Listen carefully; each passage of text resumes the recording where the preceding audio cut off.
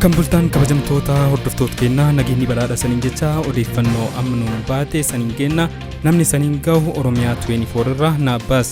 Oromiyaa 24 odeeffannoo wayitaawaa fi siyaawaa isin biraan gahuuf gad bahee jira.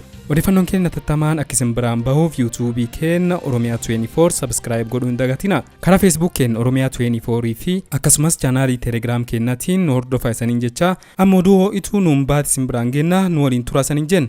Oromiyaa magaalota garaagaraatti qabsoon qeerroo jalqabame. Fincilli mata duree hooggantoota siyaasaa hidharraa baasu jedhuun qeerroo fi qarree Oromiyaatiin waamam halkan edaa qeerroo jajjaboo Harargee bahaa magaalaa Hirnaatiin jalqabamuu gabaafame. Magaalaa Hirnaatti galgal keessaa naannoo sa'a 6tti qeerroon magaalichaa waamicha taasifamu hordofuun dhaadannoo garaagaraa dhageessisaa mormii jalqabsiisanii jiru. Dhaadannoowwan qeerroon magaalaa Hirnaa dhageessisaa turan jidduu Jawaar man hidhaa taa'uun biyya keenyaaf rakkota malee furmaatiin ta'u Jawaar ija keenya harka keenya miil keenya sammuu keenya hoggana keenyaa jedhu. Rakkoo biyya kana taamalee furmaata hin ta'u mootummaan kun yoo nagee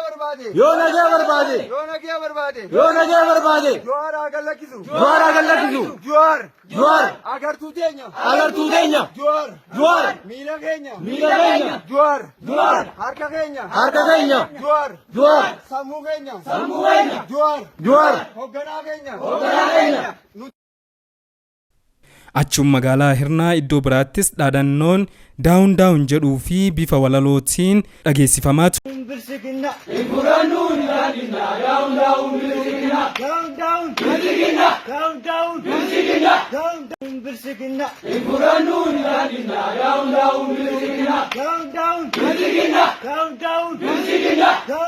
Yeroo qeerroon bahee sagalee isaa dhageessisaa turkanatti waraanni biltsiginnaa uummata shororkeessuuf jecha karrasaas dhukaasaa turan ta'us odeeffannoon ni addeessa. Qabsoo halkan edaa Hirnaarraa dhootetti qeerroowwan asabootii fi mi'eessoo akkasumas dhagaa cabsaatis kabajamtoota hordoftoota keenyaa waamichi gam qeerroo amboorraa bahee kan fakkaata. Akka qophii keenya birootiin waliin gad deebinutti naga keessa turaa saniin jenna horaa bulaa deebana.